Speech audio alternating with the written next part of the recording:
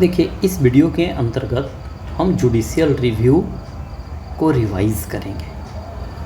तो सबसे पहले हम जानेंगे कि जुडिशियल रिव्यू होता क्या है ना, और कौन कौन से एक्शन लिए जाते हैं, कौन कौन से कंडीशन में यह लाए जाते हैं, क्यों ज़रूरी है और इसकी लिमिटेशंस क्या है, 9th शेड्यूल से इसका क्या रिलेशन है और कंक्लूजन क्या है। यही हमारा क्या है, फॉर्मेट है। बड़ा ही अपने आप में इम्पॉर्टेंट टॉपिक है ना, जिसे हम लोगों ने पढ़ लिया है। अब बारी है कि एक शॉर्ट वीडियो आपको मिल जाए और चीज़ें आप बार बार रिवाइज़ करें, है ना। तो सबसे पहले हम बात करें तो यह जुडिशियल रिव्यू है क्या, है ना। तो यह एक डॉक्ट्रीन है जिसके थ्रू जुडिशियरी क्या करता है, लेजिस्लेचर और एग्जीक्यूटिव की द्वारा जो भी एक्शंस लिए जाते हैं उसकी संवैधानिकता की जांच करता है। यानी हिंदी में इंट्रो की बात करें तो हम क्या बोलेंगे कि न्यायपालिका द्वारा विधायिका एवं कार्यपालिका के द्वारा किए गए कार्यों की संवैधानिकता की जांच करता है ना। तो यह कौन कौन सा एक्शंस होता है, संविधान संशोधन अर्थात कॉन्स्टिट्यूशन अमेंडमेंट एक्ट। इसके बाद संसद एवं विधानमंडल द्वारा बनाए गए कानून, law made by parliament and legislature. इसके बाद हम बात करेंगे, लेजिस्लेचर कहिए लेजिस्लेटिव असेंबली, ज़्यादा एक्सैक्ट वर्ड होगा। इसके बाद है जो आपका यूनियन और स्टेट, यानी केंद्र और राज्य के द्वारा कोई भी प्रशासनिक कदम उठाए जाते हैं, एडमिनिस्ट्रेटिव एक्शंस लिए जाते हैं, है ना, तो वे सब भी रिव्यू किए जाएंगे, है ना। रिव्यू है ना कब किया जाता है, जब वह फंडामेंटल राइट अर्थात मौलिक अधिकार का उल्लंघन कर देता है, वह संवैधानिक नैतिकता के खिलाफ होता है, यानी कॉन्स्टिट्यूशनल इथिक्स के अगेंस्ट होता है।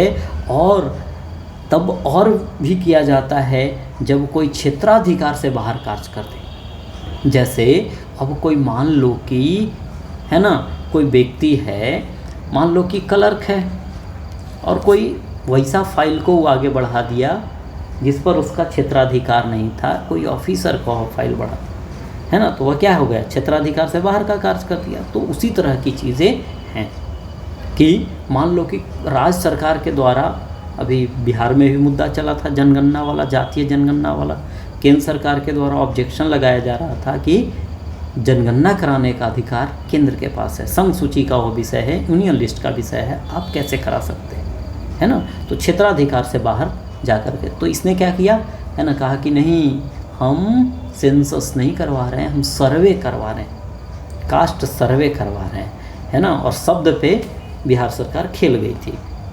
खैर, इसके बाद आप देखेंगे तो क्यों लाया जाता है आखिर, है ना, रिव्यू क्यों किया जाता है उपरोक्त डिसीजंस को या उपरोक्त कार्यों को।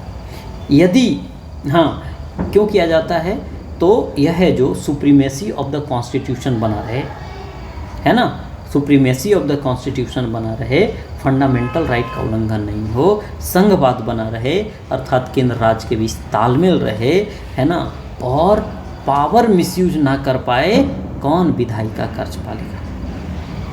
यदि ऐसा होता है, यदि इन सब का उल्लंघन होता है, तो इस कंडीशन में कानून को नल एंड वॉइड करार दे दिया जाता है, ताकि यह चीज़ें, यह 4 पॉइंट क्या रहे, मेंटेन रहे, यह है जो चीज़ें बनी रहे, है ना। और भी पॉइंट्स आप लिख सकते हैं, बट एक तो टाइम का लिमिटेशंस वहाँ देखना पड़ता है, टाइम का ध्यान रखना पड़ता है, पेज का भी ध्यान रखना पड़ता है, सब कुछ है। इसके बाद देखिए इसकी लिमिटेशंस क्या है। कई बार यह होता है ना, कि जनता किसके प्रति, है ना, किसे वोट करती है, जनप्रतिनिधि को, है ना, वही लोग चुन करके जाते हैं, वही विधायिका में बैठते हैं और वही कानून बनाते हैं, और उनके बनाए गए कानून को यदि सुप्रीम कोर्ट, न्यायपालिका क्या कर दे, नल एंड वॉइड करार दे दे, और वह वैसा कानून था जिससे जनता का डायरेक्ट हित जुड़ा था, जनता का डायरेक्ट विकास जुड़ा हुआ था, या फिर जनता उसके प्रति आकर्षित थी, और वह कानून यदि गड़बड़ हो जाए तो जनता तो गुस्सा हो जाएगी उस नेता पे, अगली बार वोट नहीं करेगी। तो ऐसी कंडीशंस देखने को मिलते हैं। खैर, हमने क्लास में इनके एग्जाम्पल्स को देख लिया है, तो ज़्यादा यहाँ चर्चा करने की ज़रूरत नहीं है ना। तो यह डेमोक्रेटिक गवर्नमेंट, लोकतांत्रिक सरकार के कार्यों पर प्रतिबंध लगाता है। साथ ही यह देखेंगे तो केवल हायर अथॉरिटी जो हमारा सुप्रीम कोर्ट है, केवल उसे ही यह पावर जुडिशियल रिव्यू का है ना। इसके बाद आप देखेंगे कि यदि उसके द्वारा रिव्यू कर दिया गया तो फिर कहीं, है ना, आप जा नहीं सकते। ठीक है, अपर अथॉरिटी है। खैर, तो कहा जाता है कि एक नीचे लेवल से यदि कुछ चीज़ें जाती, हाई कोर्ट से जाती, है ना, फिर सुप्रीम कोर्ट में जाती तो ज़्यादा अच्छा होता, ऐसा माना जाता है ना। जो लोग तर्क करते हैं, जो विद्वान होते हैं, है ना, स्कॉलर्स जो हैं इस चीज़ के, वे बोलते हैं। इसके बाद है जो कई बार यह भी देखा जाता है कि जुडिशियरी को, न्यायपालिका को सांप सूंघ जाता है, कुछ नहीं करेगी, है ना। यदि ज़रूरत भी है, कई बार ऐसा कानून ला दिया गया जो, है ना, संविधान का धज्जिया उड़ा दिया गया, बेसिक स्ट्रक्चर का धज्जिया उड़ गया, फिर भी कोई एक्शन ना ले, है ना।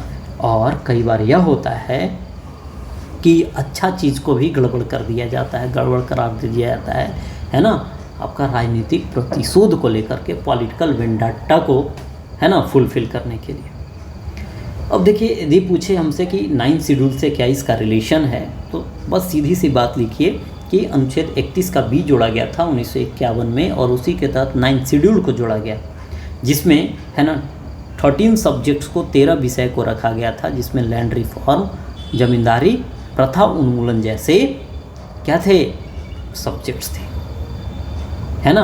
और इसे इसलिए रखा गया ताकि समानता स्थापित हो। उस समय की कंडीशन कुछ और थी, मतलब एक पॉजिटिव काउज के लिए रखा गया था, लेकिन, है ना, इसका मिसयूज किया गया और 2016 तक देखा जाता है कि इसमें 282 से अधिक है जो सब्जेक्ट्स क्या कर दिए गए, ऐड कर दिए गए। जिसके बाद, है ना, मतलब इसके पहले ही खैर 2007 में सुप्रीम कोर्ट के द्वारा बोला गया आईआर कोएल्हो केस में कि 24 अप्रैल 1973 के बाद जितने भी कानून बने हैं और यदि वह बेसिक स्ट्रक्चर का उल्लंघन करता है तो उसका रिव्यू किया जाएगा, कोई उसे ब्लैंकेट इम्यूनिटी प्रदान नहीं करेगा, चाहे 9 शेड्यूल ही क्यों ना। तो यह है आपका जुडिशियल रिव्यू। ओवरऑल यहाँ से कंक्लूजन छोटा सा आप लिख दीजिए, है ना, कि क्या हो, सरकार के सभी अंग के बीच चेक एंड बैलेंस बना रहे, तालमेल भी रहे, और जनता का क्या हो, जनता को न्याय मिलता रहे,